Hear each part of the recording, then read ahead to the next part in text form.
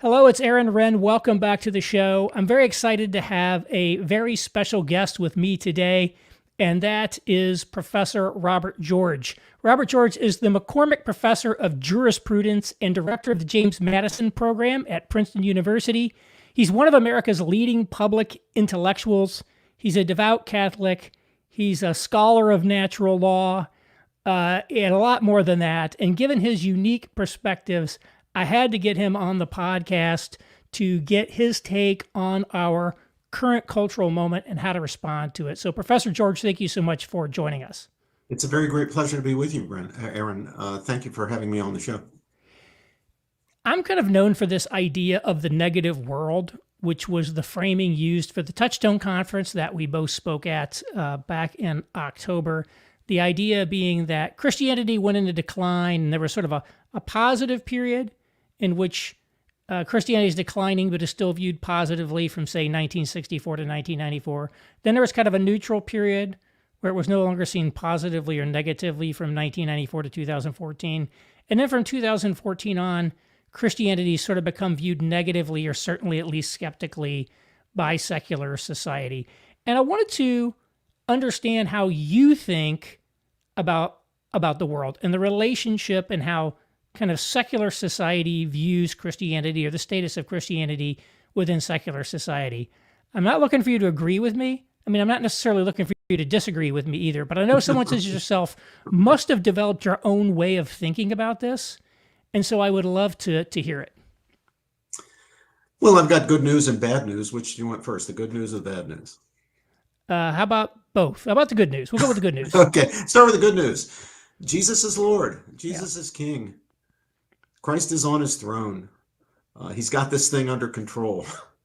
Give you more good news. Mm-hmm. Truth is luminous. It's powerful. It's attractive. If we're bold enough, if we're courageous enough to speak the truth in love out loud, it's going to conquer. Precisely because it is so luminous, because it's so attractive, so it's so compelling. The trouble is, of course, there are a lot of people who don't want this truth to be spoken. Mm-hmm. And there are lots and lots of people who know the truth or glimpse the truth, but they're afraid to speak the truth or speak the truth out loud. And that brings us to the bad news. Of course, that is bad news that people don't want to speak the truth out loud. But why? Well, it's because we're frail, fallible, fallen human beings. Always have been, always will be, as long as there's human life on this earth. And so we lack the virtues, including the virtue of courage. We cower in fear when a truth that we should speak is an unpopular one that might subject us to challenge, to critique, to criticism, or worse, to discrimination, to hostility. In the worst circumstances, even to violence. And yet, it's our job, if we're Christians, or if we're religious believers at all, we recognize that it's our job to speak the truth in love, to, with God's help, muster the courage that's required to speak truths even when they are unpopular. You don't need a majority to change the world. The world has never been changed by a majority. What you need is a determined minority, a group of people who are willing to make the sacrifices, take the risks, pay the price that's required to turn things around. So will renewal, will reform, will the revitalization of our culture happen? There's no inevitability here. It might not, but that doesn't depend on matters outside our control. That depends on what we do. That depends on whether we are able to muster the courage to speak the truth out loud, to engage our fellow citizens in season and out of season, when the weather's good and when the weather's bad, when what we have to say is welcome and when what we have to say is unwelcome. So I'm neither optimistic nor despairing. There's good news and bad news. What I am and what I urge you to be and what I urge everyone to be is hopeful Hope is not a matter of optimism. Optimism is a matter of optics. It's a matter of how you see things. Hope is a virtue. It's one of the great theological virtues, faith, hope, and love. It's a virtue that undergirds so many other virtues, like the virtue of courage. Hope is an active thing. It's not just a matter of optics. It's not just a matter of looking. It's not just a matter of how you choose to see things. When we have hope, we're activated to go out and stand up and speak out and act for what's right. So, end of sermon. I'm not sure how that fits into your negative world, positive world thing, but it's how I see the world, how I think we who are Christians, who are Bible believers, should operate in the world. You mentioned the truth being luminous. You're known for expounding on natural law, and I'm curious how you are finding kind of the receptivity of those arguments, because there's having the truth and then there's sort of how you communicate it. As the kind of world has evolved in recent years, what are the kinds of ways of presenting the truth that you found are most successful being compelling to people who hear it? Well, what do we have in common, we human beings? We're of different races, different sexes, two sexes. We're of different religions. We're of different cultural backgrounds. There are a lot of differences, different tribes, different groups, different families, different clans, different traditions of all sorts. What do we have in common? What we have in common is our nature, our human nature. What's that? What kind of nature is the human nature? How's it different from the nature of lions and tigers and bears, or amoeba and oak trees? A human nature is a rational nature. What we have in common is rationality, the capacity to reason. We don't do it very well, certainly don't do it very well all the time.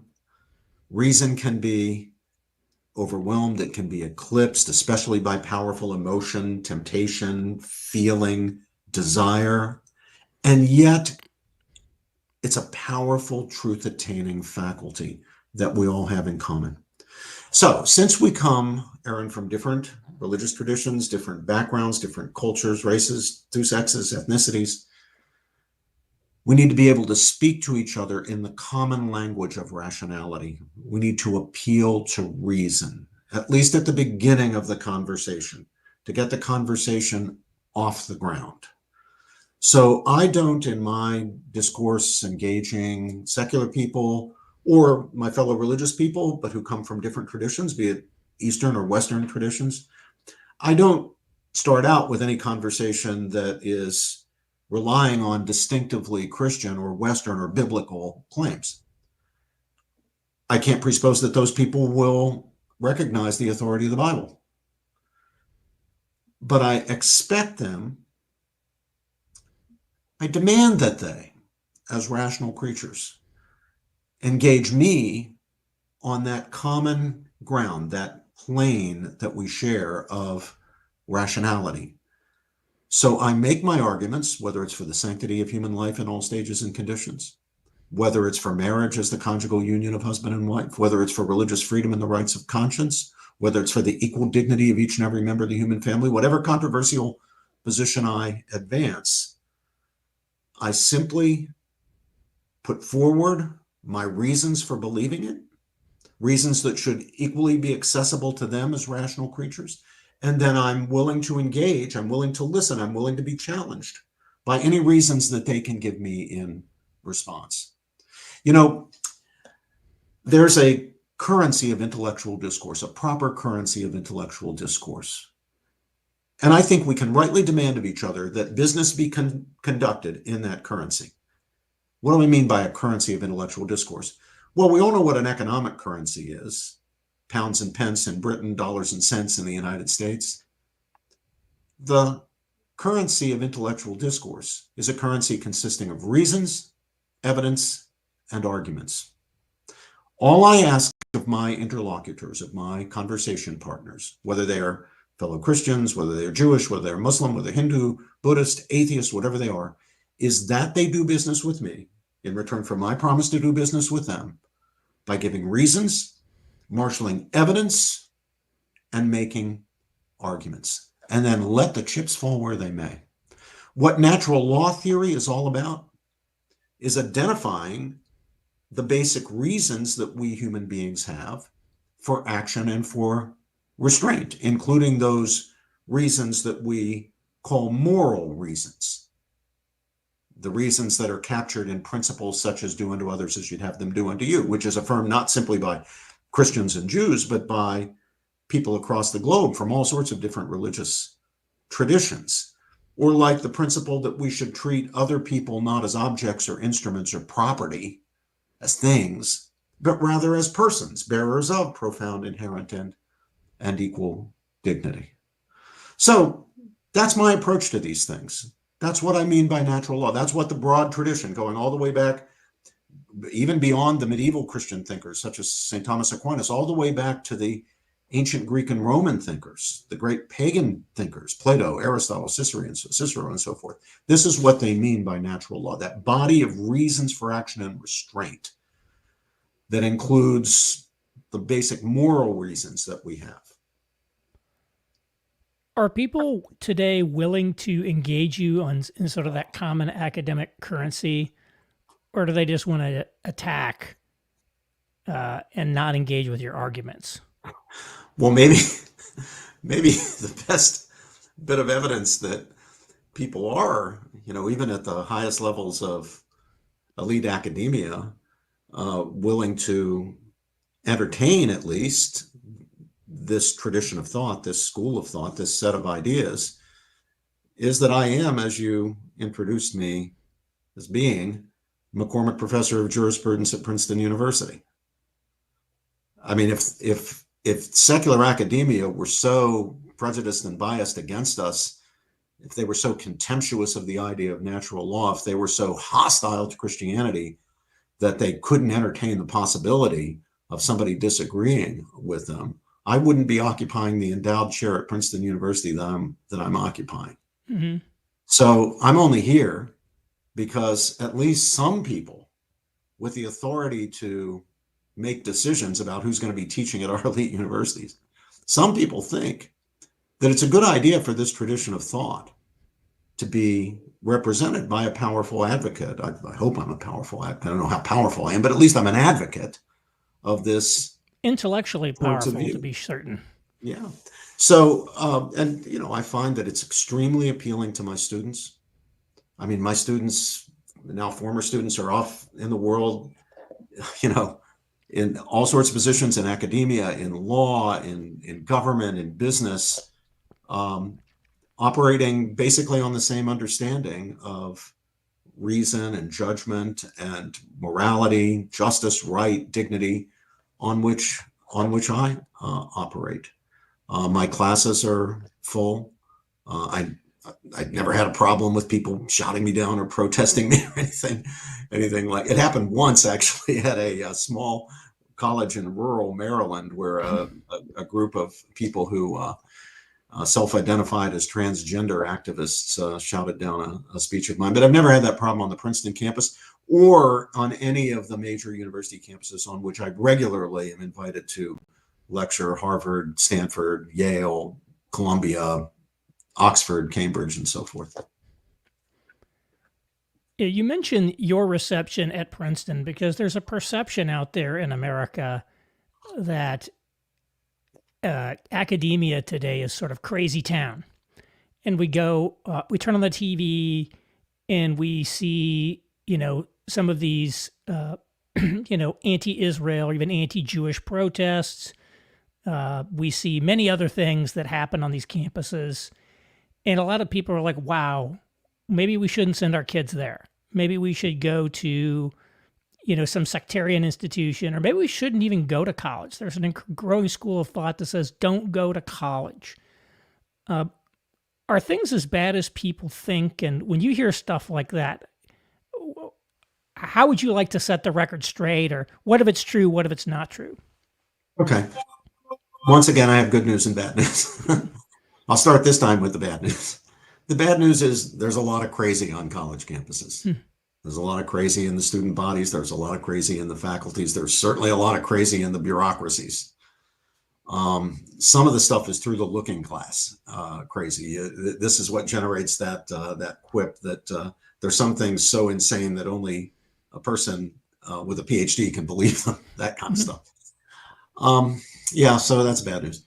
The good news is there's a lot of good in the academic world. There's a lot of non-crazy. There's a lot of sane. There's a lot of people, who are genuine, determined truth seekers and courageous truth speakers.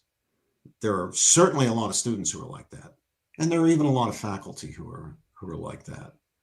Now, there are too many who aren't like that, even among the people who aren't crazy. There are an awful lot of people who lack the courage to stand up to the craziness, and that's bad. But there's a determined minority, a courageous minority, even among the faculty, who are willing to stand up to the craziness, speak out against it. So that's very encouraging. Now, the situation's different, Aaron, at different universities. At Princeton, it's really quite good. We built the James Madison Program in American Ideals and Institutions right in the heart of the university. It's a large and very influential program. I don't know what our count is at the moment, but I know at the end of the last academic year, we had 265 undergraduate fellows of the Madison program. Can you just briefly tell people what that is? Not everybody may be familiar with it. So it's the James Madison Program in American Ideals and Institutions. I founded it as part of Princeton University in the millennial year of 2000. So we're celebrating our 25th anniversary this year, and it aims to provide Princeton students with the best possible education on the principles and institutions of American civic life, very broadly conceived. So not just the Declaration of Independence and the Constitution, though understanding those, of course, is absolutely critical to understanding our civic order, but more broadly, understanding the great streams of thought and streams of faith that fed the wonderful experiment in Republican government, what we today call democracy. Our founders didn't favor that term. Republican government, that was their term, that we enjoy the blessings of today. These are the traditions of Athens and Jerusalem, the tradition of classical philosophy, the tradition of biblical religion.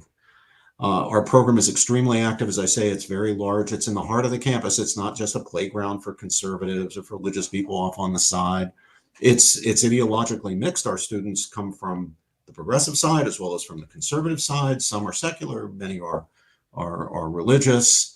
But it's made an enormous difference on our campus. We have a number of wonderful faculty associates of the Madison program. There's a terrific staff. Our staff is the envy of the entire university. So I think we've had a very important positive effect on the overall conversation on the Princeton campus, because there's a lot that's going on at Princeton, even beyond the Madison program, that is very, very good. We've got some great professors in our Department of Philosophy, in our Department of Politics, and many of our other departments. Our Department of Near Eastern Studies has some real superstar professors. I'm really glad they're here right at this moment with all the anti-Semitism and craziness that's going on many campuses, including, alas, I regret to say, ours last spring. But it's wonderful to have these great professors in Near Eastern Studies who can actually speak with knowledge and authority on issues having to do with the Middle East. We've got some great professors in our religion department. That's an amazing thing. A lot of religion departments have gone pretty wild.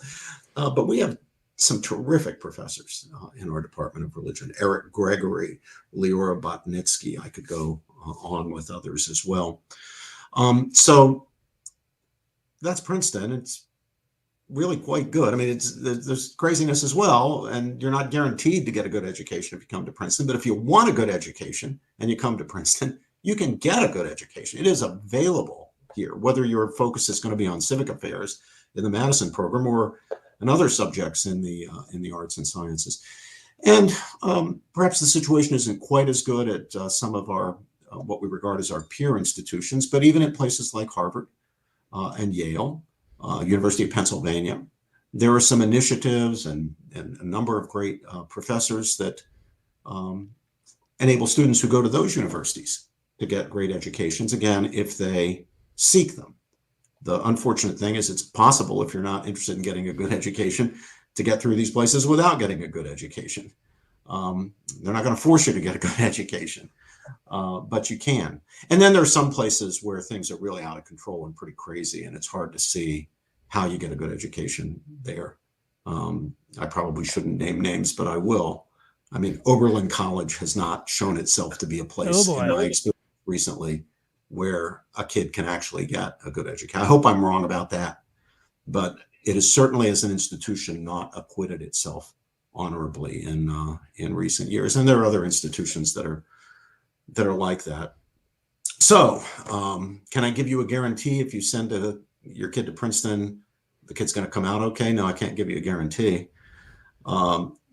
Is it possible for your kid to get a great education here and come out as a kid you're really proud of, both intellectually and morally? Yeah, it's very possible here. Will the kid get the support if he looks for it from faculty to become a determined truth seeker and a courageous truth speaker? Yes, absolutely. He will get that guidance and support from the faculty. If he seeks it out, if that's what he wants, if you formed your kid to be the kind of kid who aims to be that kind of person and that kind of citizen, he'll get a lot of support, all the support he needs here at Princeton. So there's good news and bad news. No guarantees, but very, very good possibilities. You've had very good success at creating these oases of sanity and truth inside of the university. Of course, the Madison program, but also, other things that you've done as well. What is sort of the key to being able to pull this off if other people want to do similar things? Well, let me talk a bit about that, Aaron. It's a story I love to tell, actually. So we founded the Madison program in the year 2000, and very quickly it became clear this was going to be a big success. There was a great demand for it. The old real estate salesman's line turned out to be true. Build it and they will come. Well, we built it and they came, and it was very clear they were coming very quickly. So just 3 years later, in 2003, we built the Witherspoon Institute, which is not part of Princeton University, but it's a 501c3, a nonprofit think tank in the town that pursues a similar mission to the Madison program, but not as part of Princeton University. And many of our Princeton faculty members are fellows of the Witherspoon Institute. The Institute provides additional enrichment and programming for students who are interested. Nobody's compelled, of course, but wonderful lectures, reading groups, summer opportunities of all sorts. And the success of the Madison program and the Witherspoon Institute then, of course, naturally raised the question, can it be done elsewhere? Or was there just some magic that happened to fall on, magic dust that fell on Princeton? Well, no, there was no magic dust. You can build these things at other places, not every place. Some places are too resistant to the dominant orthodoxies being questioned, but other places you can. And so almost organically, institutes and programs modeled on the Madison program and the Witherspoon Institute began to pop up, in many cases founded by fellows, people who'd spent a year as visiting fellows of the Madison program and then went off to their home institutions to build clones of the Madison program in a certain sense, institutions built on built on the Madison program model. That happened at Furman, for example. That happened at Georgetown. That happened at Notre Dame. That happened in a number of other places. So then the question naturally occurred to me and others, can we formalize the process? Can we take a more intentional attitude toward creating these programs?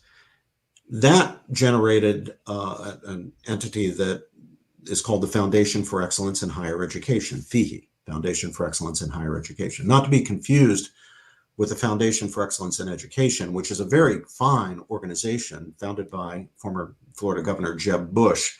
But the Foundation for Excellence in Education is a K-12 oriented foundation. The Foundation for Excellence in Higher Education is, as the title indicates, about higher education. It's about universities.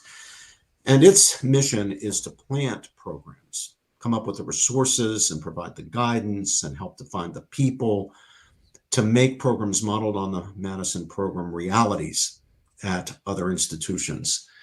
There are now, if you include Madison and Witherspoon, 26 such programs at 16 universities, all parts of the Foundation for Excellence in Higher Education in the sense of receiving some funding from the foundation. These include the Program in Human Flourishing at Harvard under the wonderful Professor Tyler Vanderweel, the Program in Moral Philosophy at the University of Chicago under the equally wonderful Professor Candace Vogler, the Program in Markets at the University of Pennsylvania under the great economist Jesus Fernandez Villaverde. They're at Rice University. They're at Stanford University. We have one abroad, which is at Oxford University, the program on constitutional law and government under the wonderful Professor Richard Eakins, very distinguished legal scholar. Then, quite apart from those FIHE network institutions, I would say maybe 7 years ago, programs and institutes modeled on the Madison program began popping up at state universities on the initiative either of governors and legislators or boards of regents. And this is now the new big thing. And when I say big, I mean really big. Mm-hmm. The Hamilton Center at the University of Florida, which just hired this past year 23 tenured and tenure track professors for an institution whose mission is very, very much like the mission of the Madison program. And many Madison program fellow alumni are on the staff or the faculty at the Hamilton Center. The Civitas program in civic education at the University of Texas, Austin, another monster program, big program that is modeled on the Madison program. The School of Civic and Economic Thought and Leadership at Arizona State.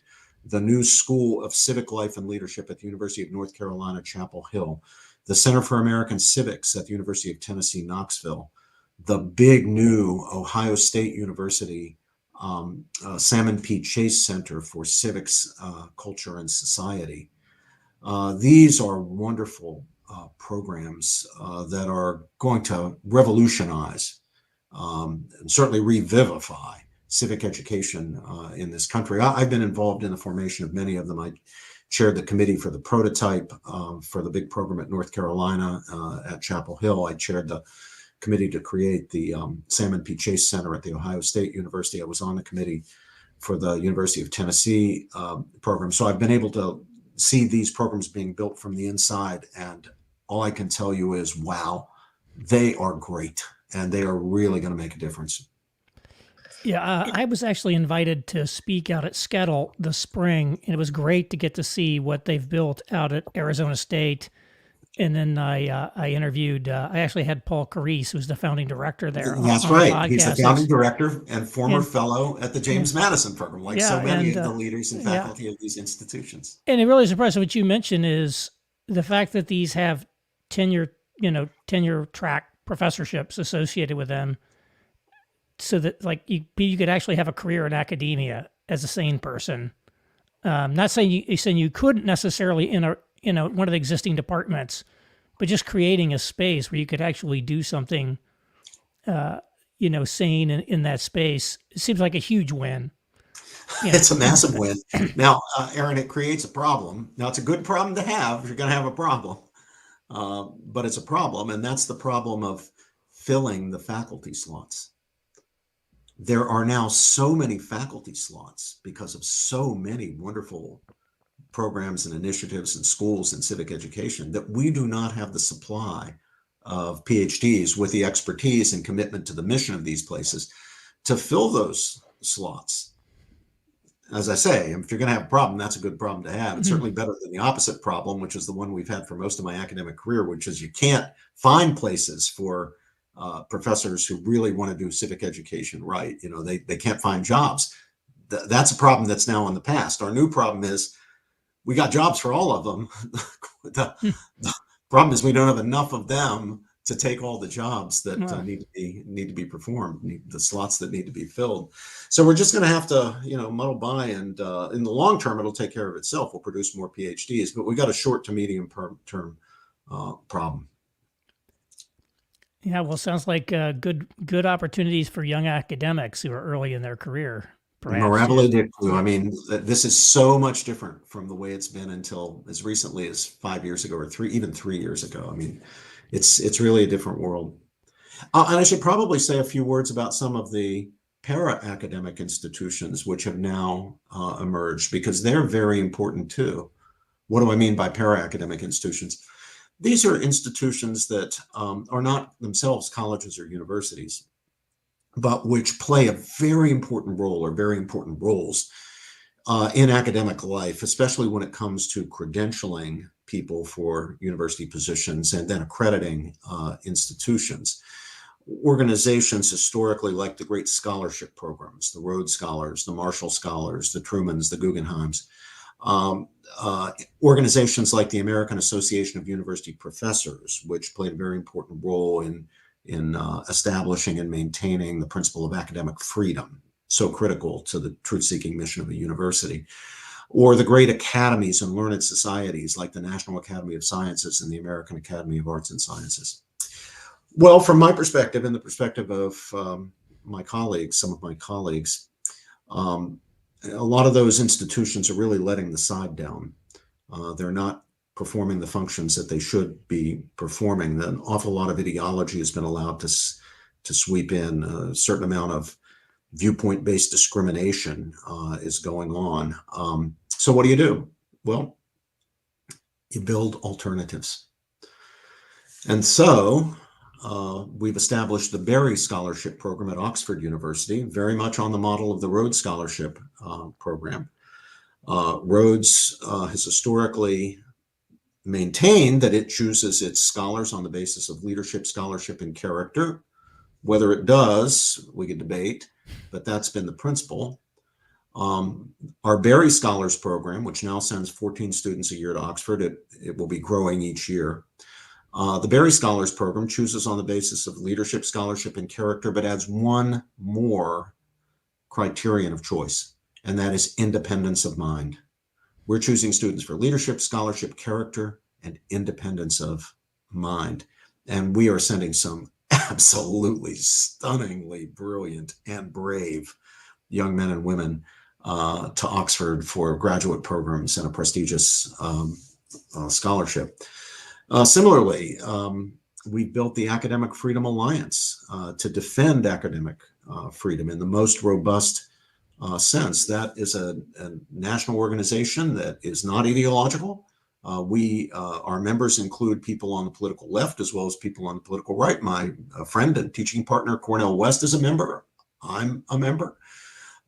We've got people in the center. We got people who are not describable politically one way or another, but all of whom are committed to the principle of academic freedom. And we're defending academic freedom in every way we can, including in lawsuits through our legal defense fund all over the country.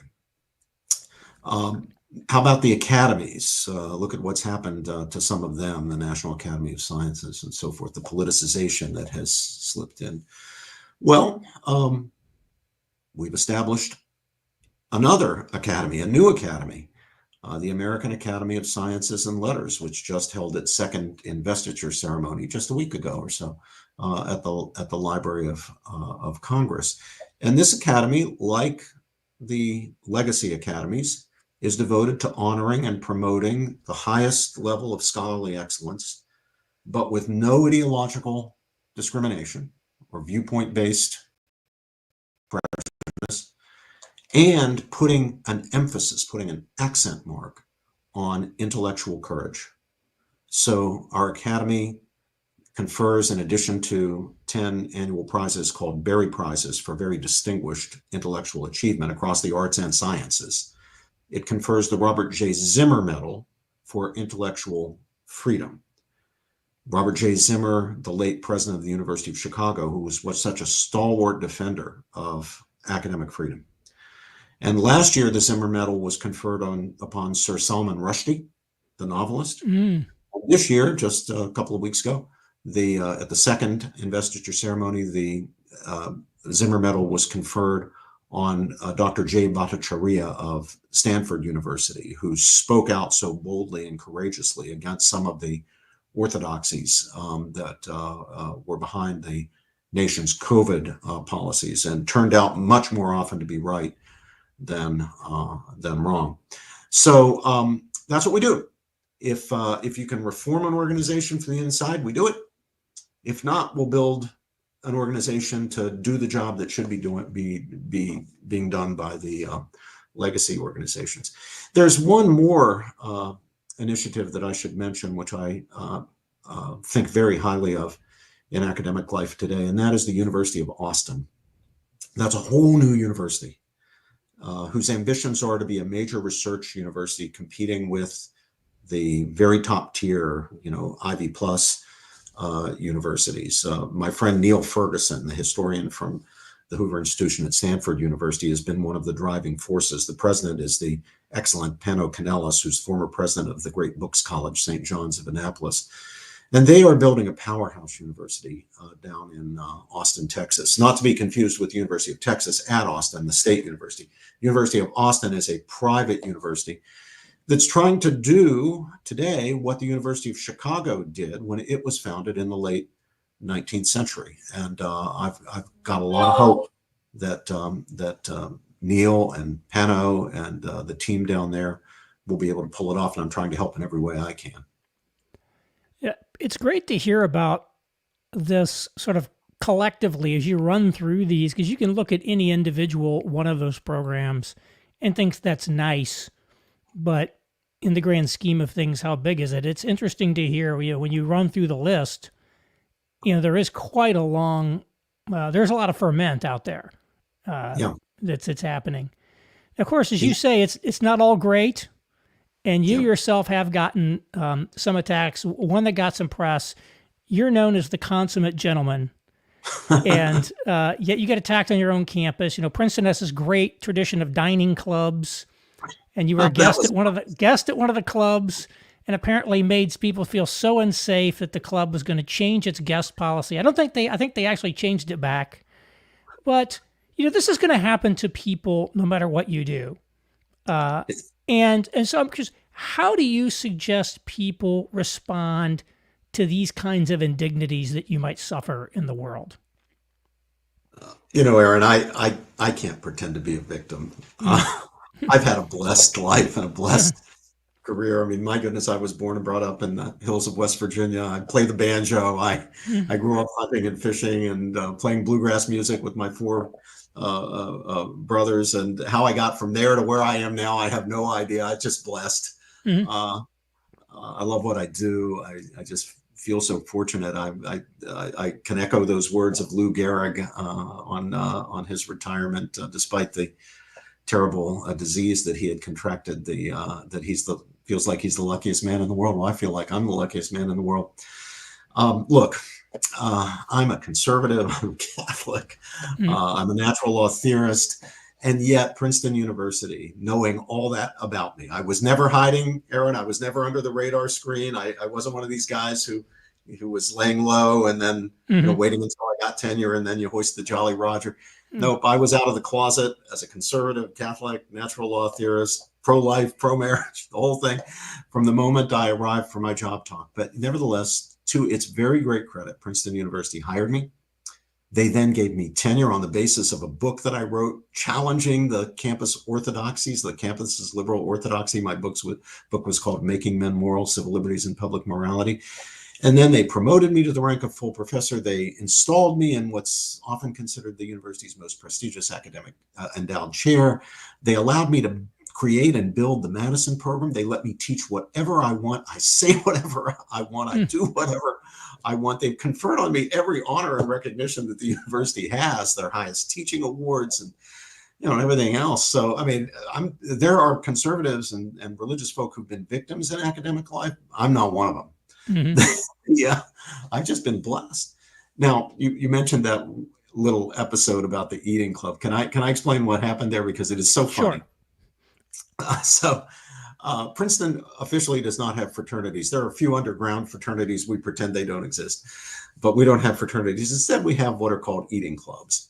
And I think something roughly around half the class, maybe a little more than half the student body, joins eating clubs, which are sort of like fraternities, but without being nationally affiliated. They're not affiliated to national organizations. About a little more than half the student body, I think, joins these organizations in the sophomore year, and then those clubs become the centers of their social life. They eat their meals there. They attend parties and dances and events and so forth at their eating clubs.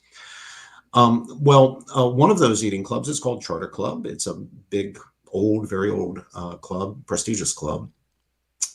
And one of my students, who's a member of that club, invited me to have lunch there one day. So I went along, we had lunch, very nice time, very nice lunch, nice conversation. There was no incident, nothing happened. We finished our lunch. We looked around the building a little bit, and then we parted, and that was it. Didn't think another thing of it until a month later, when all the members of the club got a notice that said, from now on, if you bring a guest to the club, you need to give advance notice of who the guest is so that we can post a list of who the guests will be at each meal in case anybody who doesn't want to be present when that particular guest is around can absent themselves from the club. Well, of course, this is silly and foolish and laughable. So my former student, or my student at the time, now former student, got in touch with the club leadership and said, hey, now wait a minute. Is this new policy in place because I brought Professor George, that notorious conservative Catholic, to the club? And they admit, the president, the young lady, admitted that it was. So he said, look, that's really bad. That's really crazy. I mean, what a silly rule that is. But she said, well, we're just trying to be careful of everybody's feelings. Well, unbeknownst to her, it turns out that although I was there on that occasion as a guest, I didn't have to be there as a guest. I could be there as a member because a few years ago, I was made an honorary member of the club. And actually, as part of the club's fundraising, they auctioned off to alumni a dinner with me. So I was a member of the club. I responded to this episode by writing to the president and saying, I understand there's a new policy at our club that when members bring guests, they need to give the names in advance of the guests so you can post them. I just wanted to let you know that this coming Wednesday, I'm going to be bringing as my guests Professor Sergio Kleinerman and Professor John Londrigan, two of the most notorious fire-breathing conservatives on the faculty. We set them into a panic because now they realized, oh, yes, he's a member of the club. He's going to bring people more conservative than he is to the club. So they quickly reversed the policy. So that policy was eliminated. So it was just a funny story. Yeah. So you're saying, look, I've been blessed. Let's not let these things get me riled up, and just have some fun with it, maybe even. Oh, yes, absolutely. Okay. Absolutely. My last question is about Generation Z. Every time I click on the internet, there's another article about how screwed up Generation Z is. Oh, they're all mentally ill, or, they're all addicted to their phones. And, there's the new Jonathan Haidt book that just came out, I think, an Anxious Generation, all of these things. It's like this drumbeat of bad news about Generation Z. You're on, admittedly, an elite college campus, but you interact with, teach Generation Z people all the time. What is your perspective on Generation Z? Well, first, John Haidt is a very dear friend of mine and a very good man, a very fine social psychologist. And if he says something, listen. He's a serious man and a serious scholar. And I think he's put his finger on a real crisis, but I don't think it is what a lot of people are claiming it is. That is just a pure mental health crisis. We have a big mental health crisis. It's a real crisis. I mean, there are real suicides, including several on the Princeton campus in the past few years. I very, very, very much regret to say. So this is serious. And there's a mental health dimension to it. But it's not a pure mental health crisis. In fact, it's not even most fundamentally a mental health crisis. It's most fundamentally a spiritual crisis. That is to say, it's a crisis of meaning. It predates COVID. This is not a COVID thing. Well predates COVID. It's the kind of crisis that the great Jewish Holocaust survivor and psychologist Viktor Frankl talked about in his wonderful book, which we should restore to American consciousness. been too often forgotten, Man's Search for Meaning. Those of you who are listening to this podcast who have not read Viktor Frankl's book, it's short. You can do it. Man's Search for Meaning. Please read that book.